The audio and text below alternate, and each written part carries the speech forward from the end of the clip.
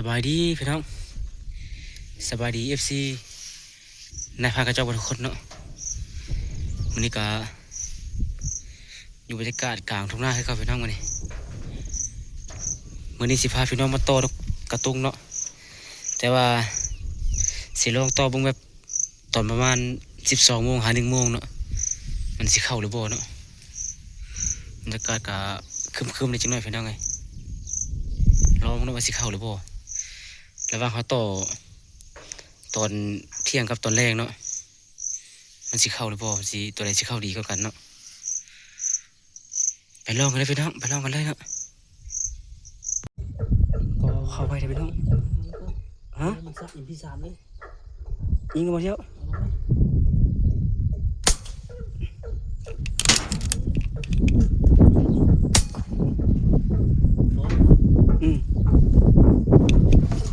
ไล่เชี่ยว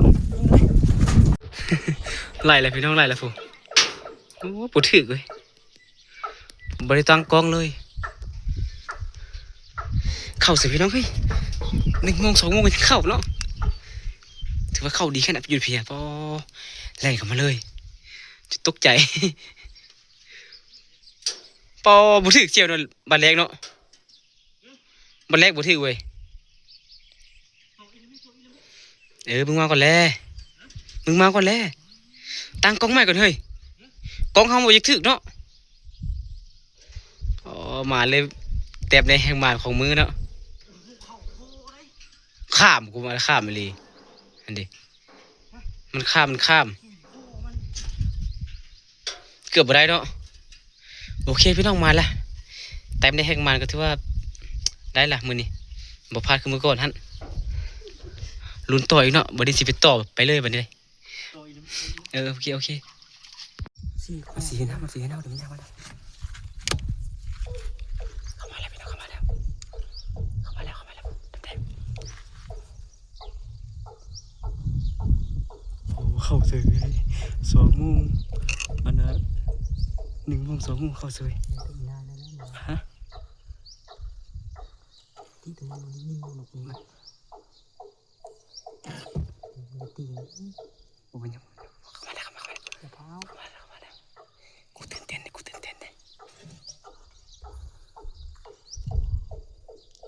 ้ามาได้ไปทำไมโอ้อะไรเข้ามาเลย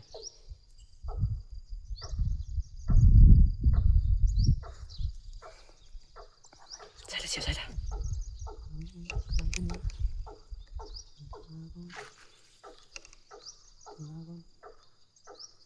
บังกันมายิงไปเที่ยวอยากเข้ามันไหมมันไกลโพดมันเสียของเลยกูยันบุลงมาเลยเห็นเนาะกูยันบุลงมาถึกเลย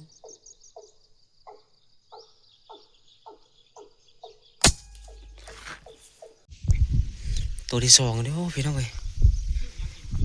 บุ้งหูคือเดียวถึกเดี๋ยวบุยู่นะถึกแต่จะบุยู่มันไก่โพดบุกเนาะไก่จะจ่อเลยเนาะ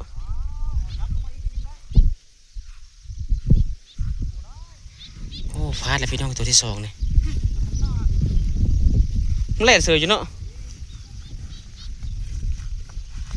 เบิ่งตามห้องห้อยมันจะนะสอบเบิ่งสก่อนห้องห้อยมันมามันก็ต้องมีแหละให้นี่ฮะ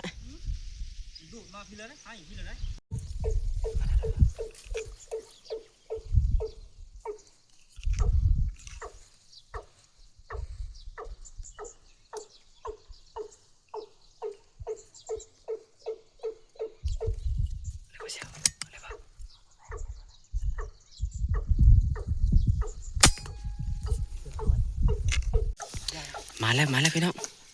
อ๋อหมายที่3เนาะเข้าคู่หมายเลยพี่น้องเฮ้ยลุ้นกันต่อเนาะแต่ว่าบ่ฮอด4-5 นาทีนะเข้าเลยอ๋อตัวนี้อยู่กับบนเนาะแบบนี้แล้ววะมันต่อหมายที่4เนาะ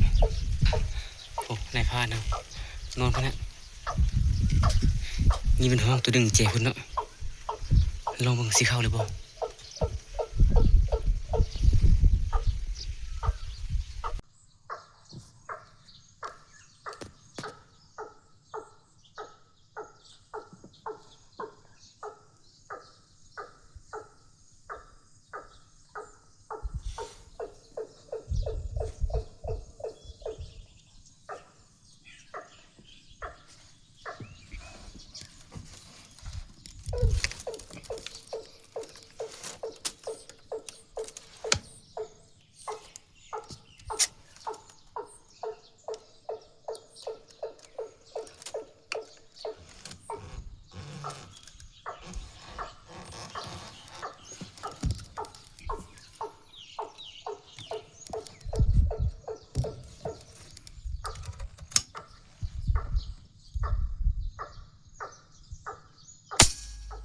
ไม่รู้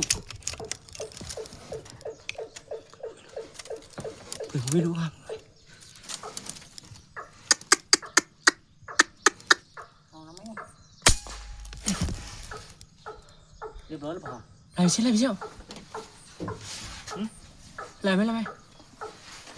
โอ้ยมึงบ่ใส่ลูกบ่ทีนี้ 嗯。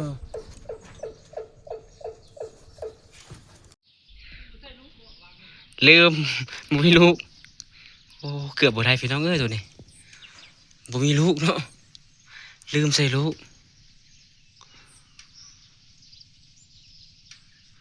เรียบร้อยแล้วมานี่เนาะเข้ามาจำตู้เลย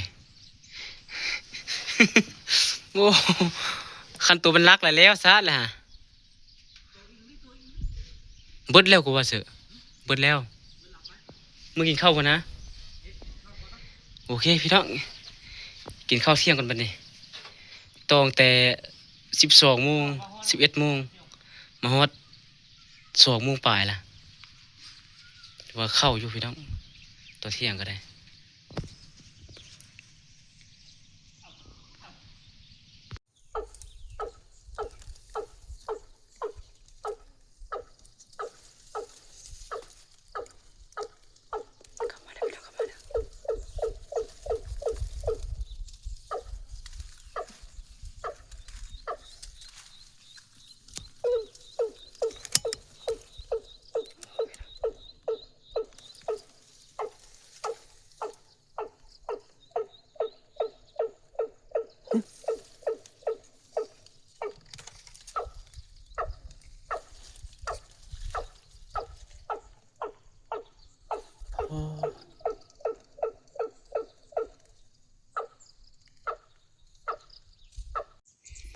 หมายนี้ถือว่าบ่ทันลั่นไก่ซ้ำพี่น้องเอ้ยมันเข้ามามันเตะอันลำโพงเขาเนาะบินหนีเลยบัดนี้สิลงต่ออยู่ใต้พุ่นเนาะมันมีตัวหนึ่งห้องอยู่เนาะอยู่น่ะ อ่ะพี่น้องลุ้นต่อเนาะเดี๋ยวมันห้องอยู่ตัวหนึ่งนะ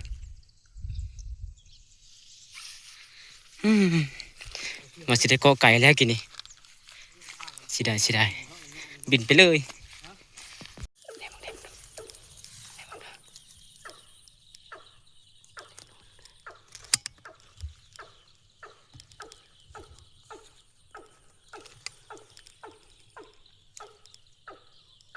่างนี้นะเสียงอย่างนี้นะ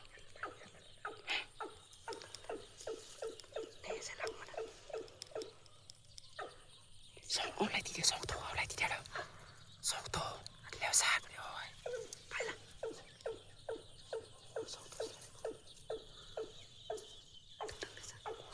อะไรทีเดียวแล้วกูคิดว่าตัวเดียวสรุปผลงานเด้อพี่น้องวันนี้ได้นกใหญ่เป็นห้าแต้มเนาะนกน้อยแต้มหนึ่งถือว่าตอนแรกนี่ได้แต่2 ตัวเนาะได้นกเป็ดแล้วก็นกอันนี้นกกระตุงมันเข้ามาบริยิงมันนกกระตุงเนาะ